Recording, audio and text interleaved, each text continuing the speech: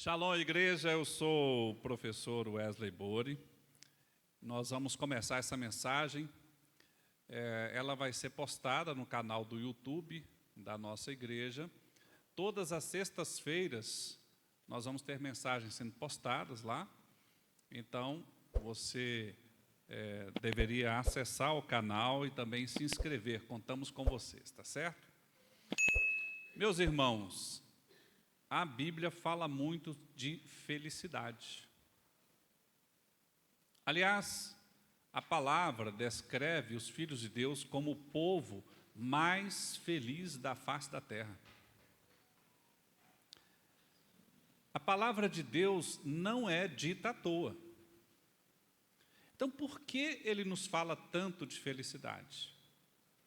E, naturalmente, ao ler a palavra, eu busco olhar para mim e me perguntar: eu estou sendo parte desse povo feliz? Eu tenho sido feliz? E eu me lembro de que essa conversa sobre felicidade, pela primeira vez, aconteceu na minha vida de maneira marcante ali por volta dos 10 anos. Eu tive um amigo, era um amigo extremamente divertido, era um amigo que gostava de praticar esportes, de jogar bola. Se tivesse uma festa, certamente ele estava lá. Nós éramos muito próximos. E esse amigo, ele pela primeira vez me disse uma frase que eu tenho ouvido muito depois disso. Ele me falou assim: o importante é ser feliz. Acredito que você já ouviu essa expressão também. Nessa noite, nós vamos falar sobre os 3 passos da felicidade de acordo com a Bíblia. Será que o que nós estamos ouvindo de mensagens sobre a felicidade é de fato a mensagem que a Bíblia diz que é a felicidade? Será que os ensinamentos que nós estamos ouvindo de pessoas, das mídias sociais, nos nossos relacionamentos, é de fato a mensagem que Deus nos instrui sobre a felicidade? Porque veja, este meu amigo de infância, ele não era um cristão. E eu fui criado num lar cristão. Nós éramos muito amigos por causa da escola. Lá na escola nós nos encontrávamos, fazíamos o dever da escola. Tá dando uma microfonia aqui, é bom tirar um pouquinho do peso aí. Perfeito? Melhorou, pessoal? Agora, ótimo. Eu estava dizendo que esse meu amigo não era cristão. Então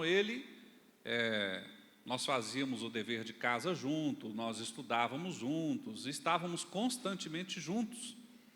E acabava que o fato de eu ser um tanto quanto introvertido, e sou muito, um tanto quanto caseiro, que ele não era, fazia com que a gente se questionasse sobre essa questão da felicidade.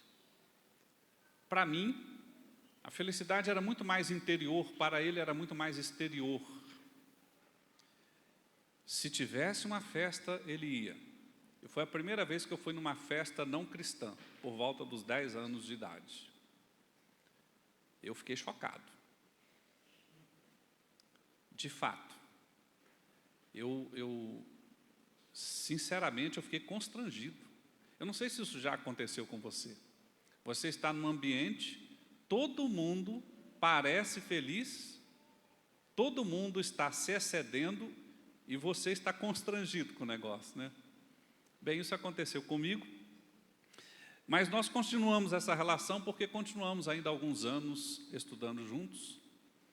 Mas quando eu tinha 12 anos, eu mudei dessa cidade, fui para a cidade onde eu passei a maior parte do meu tempo de vida e nós nos desconectamos. mas eu continuei pensando nesse tema. Curiosamente, uns 7 anos depois, eu me encontrei com uma pessoa que era também da nossa infância, e ela me contou o que estava acontecendo na vida desse meu amigo, mas eu vou deixar para contar isso para vocês no final. Por quê? Porque eu gostaria de primeiro fazer uma análise das circunstâncias que vivemos. Primeiro, o que é felicidade? Eu enxergo as coisas muito do ponto de vista dos seus significados. Felicidade, em hebraico, vem do termo osher, que quer dizer bem-aventurança. Parece que quando as coisas da sua vida estão cheias de problemas, a gente perde a felicidade. Muitas vezes. Tem a ver com prosperidade. Quando falta tudo, parece que a gente deixa de ser feliz. A minha mãe tem uma expressão sobre isso, assim, que eu já ri demais dessa expressão, mas vejo muita verdade nela. Ela diz assim: um homem sem dinheiro, até a sombra é feia. Eu já pensei muito nisso, mas é mesmo, né? A gente fica meio cabisbaixo, né? Meio tristonho, porque a felicidade, de certa forma, tem a ver com a prosperidade. A prosperidade não te traz felicidade, mas ela oportuniza a felicidade. Veja, viver momentos alegres nos dá felicidade. Mas como será que a gente preenche isso? Eu percebi nessa caminhada que, conforme Salomão, em capítulo 23, Provérbios 7, a parte A diz: assim como tu pensas em tua alma, assim tu és. Isso tem muito a ver com as ideias que estão na sua mente. Veja, existem 2 grupos de ideias. As ideias de Deus, que são ideias espirituais, ideias que tendem a te levar em conexão com o Senhor, e as ideias do mundo. Cada uma delas pregam coisas diferentes. Eu tive o trabalho de ir nos buscadores online e fazer um detalhamento sobre quais são as ideias que, se você buscar lá, vai dizer assim: se você fizer isso, você vai ser feliz. Eu vou apresentar para você a minha busca durante assim algumas semanas. Cataloguei, fiz um trabalho estatístico, e a ideia que mais apareceu, são 7 ideias, é a seguinte: se você estiver cheio de amigos, então você vai ser feliz. Essa é a ideia mais constante nas redes sociais. Se você estiver rodeado de pessoas, então você será feliz. Essa é a ideia mais existente. Segunda ideia: se você não estiver doente, então você será feliz. Parece boa ideia, né? Legal. Terceira coisa: se você viver uma vida com propósito, então você será feliz. Você está fazendo uma coisa que você ama, uma coisa que te dá sentido existencial, então você será feliz. Significado, vida de significado. Olha, eu estou acordando, vou trabalhar, e o que eu estou fazendo é importante, tem sentido, me preenche, tem significado. Quarta ideia: você se dá bem na vida, você é um sucesso. Ganha dinheiro, né? Sobe na sua profissão, se torna um profissional de renome. Então é isso, né? Parabéns. Isso te leva à felicidade, de acordo com os buscadores. A quinta ideia que é apresentada para você, ou para mim pelo menos foi apresentado mais de 100 vezes, é que se você for uma pessoa grata por aquilo que você conquistou e construiu, então feliz. Aliás, hoje nós temos até um grande movimento de pessoas que falam assim: olha, você precisa todos os dias dizer: eu agradeço por isso, agradeço por aquilo outro, porque ao dizer isso, então você será feliz. Sexta ideia: Se você viver experiências positivas, construtivas, aventurosas, então você será feliz. Aliás, é por isso que tem tanta gente viajando hoje. Olha, eu sonho em fazer aquela aventura no Parque Y, e as pessoas vão, aí tira foto, olha, eu estou aqui nesse tal parque, olha só, então sou feliz. Todo mundo rindo, né? E sétima coisa, se você tiver dinheiro, então você será feliz. Bom, essa é a ideia que é apresentado em todos os buscadores. Eu busquei vários diferentes, cataloguei, e por sequência e por volume, essas são as 7 ideias mais apresentadas como conselhos para você que busca ser feliz. Mas essas são as ideias do mundo. Será que são más ideias? Será que é ruim viver essas coisas? Não, certamente não. Mas o que será que Deus nos mostra? Que caminhos Deus nos mostra? Que experiências Deus nos aponta? O que a Bíblia fala sobre o que fazer, no que depender de você, para que você seja feliz? Eu vou falar as 3 palavras em hebraico agora para você, mas eu vou traduzi-las e vou mostrar o passo a passo que é mostrado na Bíblia. Você vai ver que elas são um tanto quanto antagônicas, assim como acontecia com meu amiguinho de infância. Ele enxergava a vida, do ponto de vista da felicidade, muito diferente do que eu enxergava.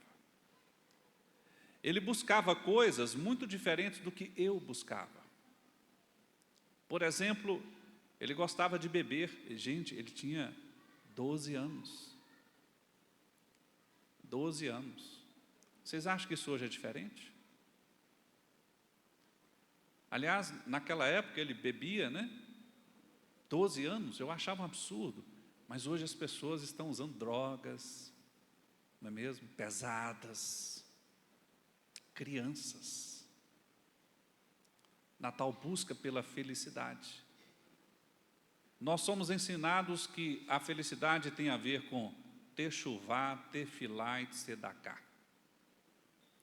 O que serão essas 3 coisas? Techuvá, que é o passo número 1, é arrependimento. Eu não sei não, eu às vezes fico pensando comigo que se Deus tivesse uma profissão nessa terra, acredito que provavelmente uma delas seria psiquiatria. Ou psicologia, talvez. Porque o que é techuvá? Techuvá é arrepender-se. E por que isso é relevante?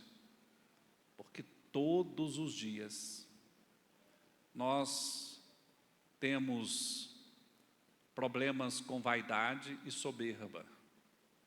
A Bíblia diz que um abismo chama outro abismo. Nós começamos a querer ser o que nós não somos, a ter o que nós não deveríamos ter, a sonhar com coisas que nós não deveríamos sonhar, e aí a gente começa a humilhar o outro, a brigar com o outro, a ter experiências de conflitos, experiências não construtivas, e o fato é que nós vamos nos enchendo de dores. E é preciso limpar essas dores. É preciso jogar nas profundezas do mar do esquecimento as dores, as mágoas. E uma coisa curiosa é que, na maior parte das vezes, nós magoamos uma pessoa muito específica, nós mesmos. Nós começamos a dizer: eu não estou com nada, eu não sou capaz, eu não darei conta. Quer saber de uma coisa? Falta algo em mim. Quer saber de uma coisa? De fato, todas as vezes que eu botar a mão nisso, vai dar errado. Mas você fala isso só para você. Você diz isso na sua mente, com você mesmo. E começa também a dizer para os outros. E é preciso fazer uma limpeza, um arrependimento. Porque nós normalmente fizemos isso, ou fazemos isso todos os dias, porque estamos buscando as coisas erradas. Nós não estamos buscando o caminho que nos leva ao céu. Nós não estamos buscando, na maior parte das nossas decisões e das nossas escolhas, aquilo que nos conecta com o Senhor, com Deus. Nós talvez estejamos buscando conexão com amigos, talvez estejamos buscando, sei lá o que conexão é essa, mas o fato é que a conexão que importa, nós muitas vezes sentimos vergonha até. Para que você faça techuvá, você tem que fazer 6 coisas. Primeiro, você precisa reconhecer que você pisou na bola. E veja, nós temos muita dificuldade com isso, porque nós costumamos ser soberbos, achar que vai pegar mal, principalmente se a gente fez algo com uma outra pessoa e tem que chegar para a pessoa só, me desculpe, eu mandei mal. Você precisa saber que errou para que você dê o segundo passo. Eu sei e eu reconheço que errei, mas principalmente eu tenho que ter remorso. Tem que doer. Eu tenho que sentir a dor, porque senão eu não sinto vergonha do meu erro. Eu preciso entender que naquele momento que eu levantei a voz, eu não devia ter levantado a voz. Que naquele momento que eu usei aquelas palavras, eu não devia ter usado aquelas palavras. Eu quero ser melhor. E então, eu confesso que eu pisei na bola. Para mim e para outra pessoa envolvida ou para a circunstância envolvida. Eu preciso te dizer uma coisa, eu tive vergonha, eu pisei na bola, eu preciso fazer isso, mas gente, às vezes isso é interior, eu preciso falar com Deus. Senhor, meu Deus, eu pequei, eu transgredi, eu confesso, e estou decidido, no que depender de mim, a lutar para que isso, se possível, não aconteça de novo. Senhor, eu estou decidido a abandonar esse mau caminho. E agora, se eu fiz mal a alguém, dentro do que for possível para mim, eu preciso reparar o dano. Eu preciso devolver o que eu roubei por meio das minhas atitudes, das minhas palavras, até mesmo comigo mesmo. Restituir o dano. E, por fim, eu preciso aceitar a punição do meu erro. Parece que não gera felicidade, não é mesmo? Mas gera. Porque a gente faz assim, ó. A gente tira dos nossos ombros o peso do nosso erro, que nós temos a tendência de continuar levando adiante. Gente, ao longo da história, vários acontecimentos bíblicos, transformadores, salvadores, só aconteceram porque houve arrependimento. Ou você se arrependeu, ou você pleiteou por outro. Nós temos, por exemplo, o caso de Noé, que continuou junto com Deus, obedeceu, se arrependeu, cumpriu tudo. Abraão intercedendo por Sodoma e Gomorra, Jacó, olha Davi, por exemplo, o que ele fez com Batseba, né? E aí foi exposto o seu pecado e ele se arrependeu profundamente. Jó se arrependeu profundamente durante o seu sofrimento. Jonas se arrependendo. O povo de Israel, a lista seria interminável de pessoas que, ao longo da Bíblia, foram demonstrando arrependimento. O arrependimento, ele nos ensina o seguinte: eu gostaria de, com muita paz e amor, ser recebido por papai. Eu não sei se você tem pai vivo, né? Eu já perdi o meu, mas eu fico me lembrando da infância, né? Porque eu ia para o colo do meu pai, ele afagava o meu cabelo e dizia: meu filhinho querido. Você não tem saudade disso, não? Eu tenho muita saudade. Mas a gente sente isso também espiritualmente. Você entenderá que quando há arrependimento, Deus é misericordioso, galardoador, perdoador. E Ele então vai ver que você de fato está sentindo esse remorso, está buscando a reparação, e então Ele vai te acolher. Mas Ele vai exigir que você mude. Felicidade é uma atitude, irmão. Felicidade é repetição de comportamentos que te levam a se aproximar de Deus. Então, se você está querendo ser feliz, uma vez que você se arrependeu, muda. É preciso mudar. Todos os dias. Porque todos os dias a nossa tendência é de continuar pisando na bola. Mas uma vez que nós mudamos, então, nós vamos passando por um processo de transformação. Somos infelizes, mas sanamos essa infelicidade. E então, agora, podemos ser felizes. Nós temos diversos textos bíblicos que mostram isso, essa chamada para a transformação. Deuteronômio 30, 1 a 10, Deus oferece oportunidade do povo retornar após arrependimento. Isaías 55, o profeta convida o povo a retornar a Deus, prometendo misericórdia e perdão. Joel 2, quando ele chama o povo ao arrependimento sincero e à mudança de coração. Mateus 6,14, Jesus ensina sobre o perdão como caminho para a reconciliação com Deus. Eu me lembro que pouco antes de mudar, eu falei isso para o meu amiguinho. Falei assim: olha, eu acho que o caminho que você está buscando, se eu olhar para a Bíblia que eu leio, não vai terminar bem. Porque a Bíblia diz que o salário do pecado é a morte.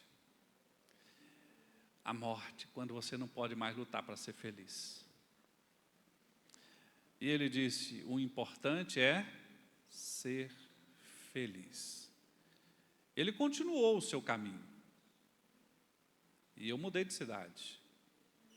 Eu continuei o meu caminho. Eu não consigo me ver sem buscar a Deus. Você consegue? Eu não consigo olhar para as coisas e imaginar que eu vou conseguir viver o melhor ou a plenitude da vida por mim mesmo. Eu preciso de Deus. Alguns anos depois, eu encontrei uma pessoa da nossa antiga cidade e ele me disse: você lembra daquele seu amigo? Lembra? A gente era muito amigo, né? Morreu. Isso não é possível. Gente, eu tinha 15 anos quando eu passei por essa experiência, né? 15, é mais ou menos isso, 15 para 16 anos. Então ele devia ter uns 17. Morreu. Ele pegou uma moto do irmão, roubou a chave do irmão lá, foi para a festa sem capacete, bebeu todas, na volta ele caiu e bateu a cabeça no meio-fio. Morreu. Você já imaginou um negócio desse? A consequência das suas escolhas? Porque escolhas têm consequência. Meus irmãos, o fato é que se você parar para prestar atenção, a Techuvá é um garantidor de vida e é um garantidor também de felicidade, porque ele te põe no caminho da felicidade, ele abandona aquilo que te maltrata e nos leva à segunda coisa que nos dá felicidade, a tefilá. Tefilá em hebraico quer dizer oração. Durante muito tempo, eu duvidava que a oração te levasse à felicidade. Aliás, eu tenho uma certa dificuldade de falar em público orando. Por quê? Porque eu acho que minhas palavras na oração não são tão belas. Eu vejo pessoas orando assim com palavras lindas, né? Eu gostaria também de fazer isso, mas eu não sei, eu não consigo fazer isso muito bem. Então eu olho lá no meu cantinho, gosto de falar meio caladinho, meio comigo, mas eu vejo que é verdade. Há uma expressão moderna que ficou famosa sobre isso, que diz assim: muita oração, muito poder. Pouca oração, pouco poder. Porque a oração, ele te conecta com alguém que te dá o sinal da vida. Quando eu estou meio que triste, eu vou para o meu cantinho e vou orar. Não sei se você já passou por isso, né? Mas quando você, ao invés de se conectar com Deus, você se conecta com pessoas, normalmente essas pessoas te dão ideias de tristeza. Vai dar ruim, irmão. Tal coisa vai dar ruim. Mas aí, quando você está no seu cantinho, olhando e falando com o Senhor, pedindo e dizendo: Senhor, sabe aquela dor? Senhor, me mostra como acabar com ela. Senhor, sabe aquela vergonha, Senhor? Senhor, Tu sabes, me mostra o caminho. Comigo acontecem sonhos. De vez em quando eu ouço alguém falar, milagres acontecem. De vez em quando a gente conta alguns aqui, eu tenho até um certo receio de contar, né? Mas há alguns dias mesmo eu falei para a doutora Cecília, a pedido dela, nós estamos fazendo uma série de exames, e eu descobri que eu estou em último grau de esteatose hepática. É morte, irmãos. Mas eu resolvi orar. E orando,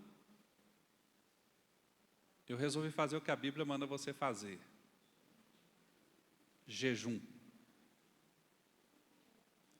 Há mais ou menos 7 dias, não existe mais nenhum sintoma, né? Não, existe um pouquinho, mas quase nada. Você tem noção da felicidade que uma coisa dá? O pastor Ronaldo passou por experiências dessas aqui comigo, porque ele chegava e me abraçava: e aí, como você está? Nós temos essa mania de nos abraçar. E eu disse assim: eu estou exausto, porque a esteatose hepática faz isso com você. Você fica exausto, cansadíssimo. De uns dias para cá, essa exaustão tem passado. Por quê? Conexão, oração, Bíblia, jejum.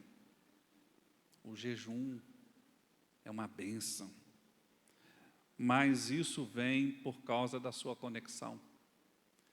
Quem você está ouvindo? Que vozes você está ouvindo? Quem são seus conselheiros? Com quem você está se conectando? Com o Senhor da felicidade? Ou o Senhor da mentira? Que momento você está usando para se conectar com aquele que é o gerador da vida e que promove a vida e que te leva à vida Como o profeta Amós, capítulo 5, verso 8, diz: assim diz o Senhor, achega-te a mim e vive. Achega-te a mim e vive.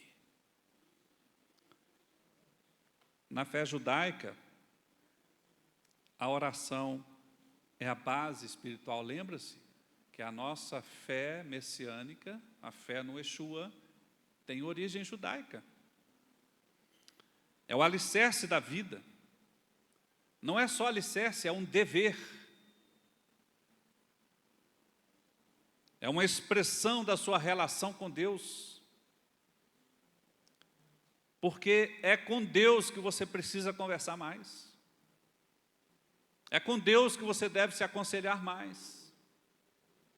É na palavra de Deus que está o princípio da felicidade. Sabe? Você vai conseguir fazer isso se você tiver 4 elementos na sua tefilá. Primeira coisa é a kavaná, a intenção do seu coração. E veja, eu passei muito tempo, eu dizia isso para minha esposa, passei muito tempo falando assim, parece que Deus morreu? Deus não fala mais? Por que será? E eu vejo que fazer por fazer não te leva à felicidade. Leva a sua felicidade quando você tem a intenção de fato se conectar. Leva a felicidade quando você usa em tudo que você diz, inclusive nas suas orações, a brachot, bênçãos. Porque eu já estive, por exemplo, em alguns momentos em que as pessoas oravam assim: ô Senhor, maltrata ali aquele malvado daquele homem, faz ele morrer, Senhor. Já ouvi coisas assim em oração, né? Tu sabes, Senhor, o defeito do irmão aqui, cuida assim. Ou seja, por que fazer isso? Por que não escolher abençoar? Aliás, tem uma coisa que eu aprendi que é muito interessante: acordar e dizer, Modéani, graças a Deus eu estou aqui, muito obrigado por esse dia novo, muito obrigado por estar vivo, enquanto tantos estão caindo. E aí, você faz o Shema. Nós fizemos hoje aqui no nosso culto, o Shema. Shema Israel, ouve, ó Israel. E isso tudo é baseado no seu estudo bíblico, do Tanar em especial, né, da Torá, da leitura dos profetas e tudo mais, o que te leva a entender como deveria ser a sua oração. A oração é dividida, portanto, em 3 partes. Você faz 19 bênçãos, chamado de Amidá, e em função disso, você faz recitação de partes da Bíblia, em especial dos Salmos, e aí então você faz uma declaração final. Orar constantemente.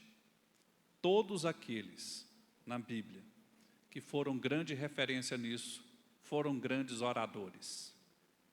Todos aqueles que efetivamente buscaram ao Senhor em oração, tiveram conexão e em algum momento, de certa forma, se declararam, direta ou indiretamente, pessoas felizes. Por fim, existe a tzedaká. Alguns autores traduzem isso como caridade. Uma pessoa feliz distribui felicidade. Pessoas que só querem receber costumam ser os seres mais infelizes que existem. Pessoas felizes querem doar. E você só dá o que você tem. Se você nada tem, então você quer receber. A tzedaká tem sido um dos marcadores mais interessantes na história. E, recentemente, nós tivemos um exemplo de um não cristão vivendo isso, vivendo a Tzedakah. Um homem na África, extremamente rico, chamado Femi Otedola, da Nigéria. É um dos 10 homens mais ricos do mundo. Ele, no alto do final da sua vida, foi entrevistado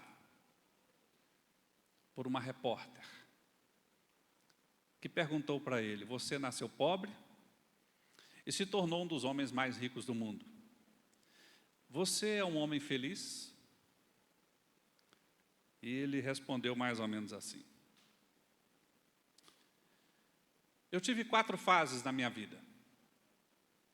Na primeira fase da minha vida, eu achava que eu deveria me dedicar a ganhar dinheiro e construir patrimônio, porque se eu tivesse essas coisas, então seria feliz.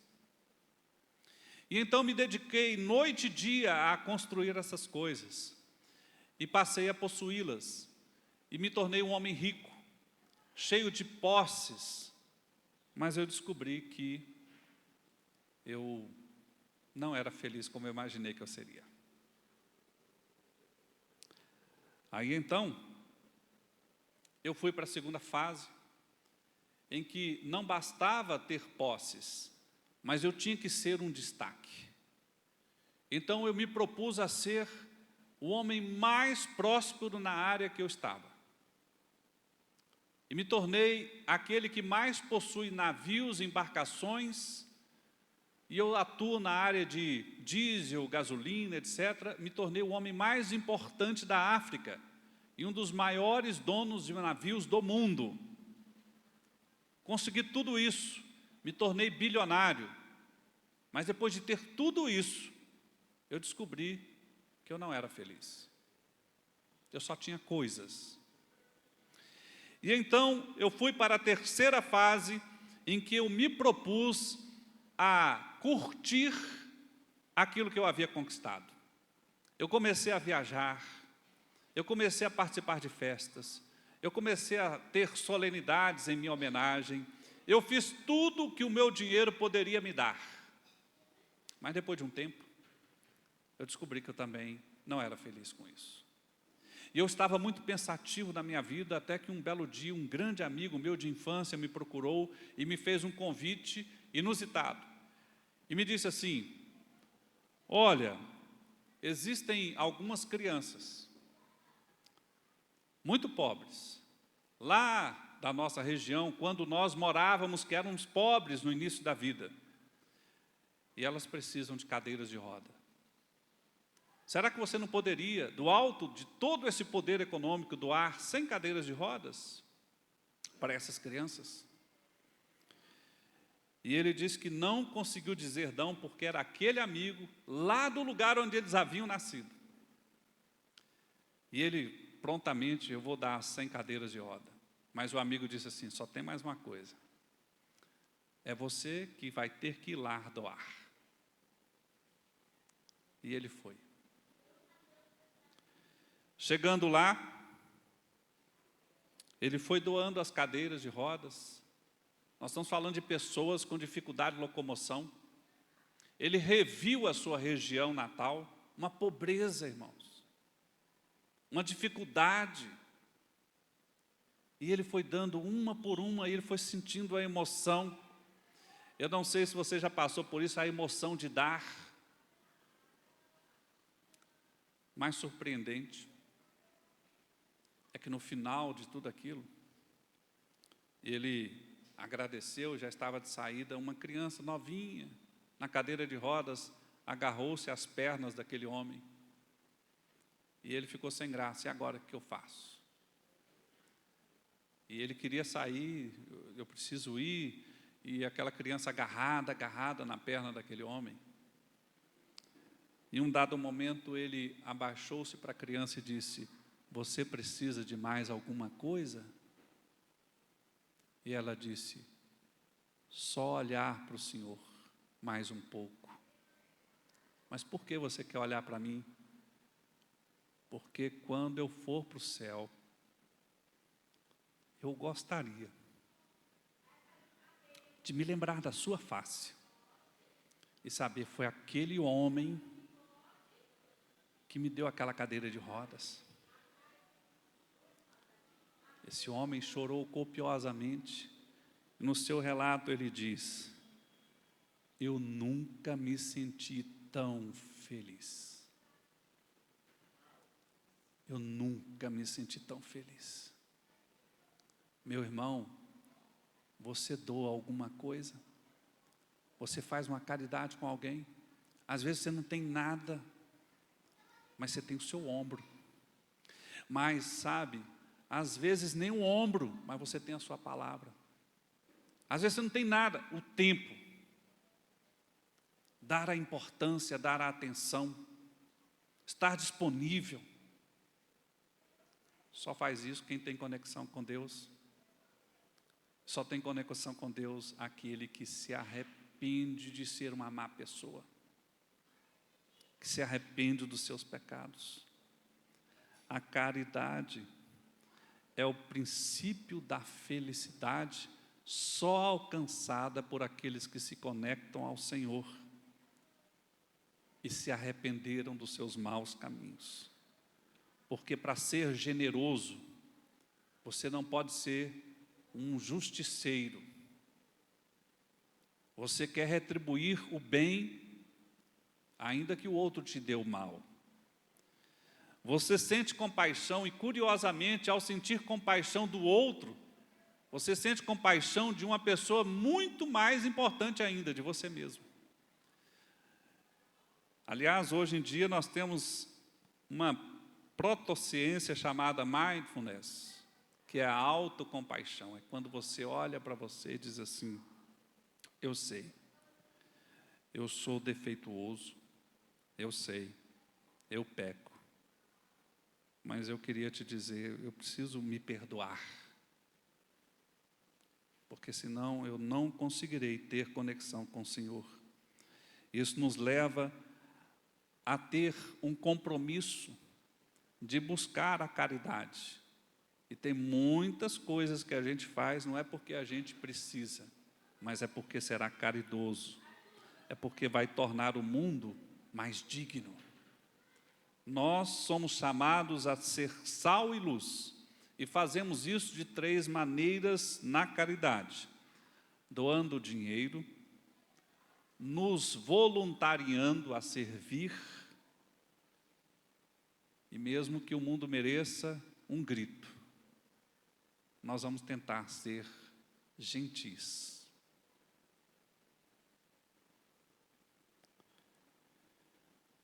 Várias pessoas fizeram isso na Bíblia. Abraão, acolhendo os anjos em sua tenda. Jó, que compartilhava suas riquezas com os necessitados. Tobias, que ensinava o seu filho a praticar a caridade. Em Provérbios 14, 21, diz: o que despreza o seu próximo, peca, mas o que se compadece dos pobres é bem-aventurado. Ou Isaías 58, 6 a 7, que diz: partilharás o teu pão com o faminto, e recolherás em casa os pobres desamparados. Quando vires o nu, cobri-lo-ás, e não te esconderás daquele que é da tua carne. Meus irmãos, a Bíblia grita para nós fazermos essas 3 coisas, vivermos essas 3 coisas, porque o ser feliz, conforme a explicação bíblica, pode não ser aquele que está nas festas todas do mundo.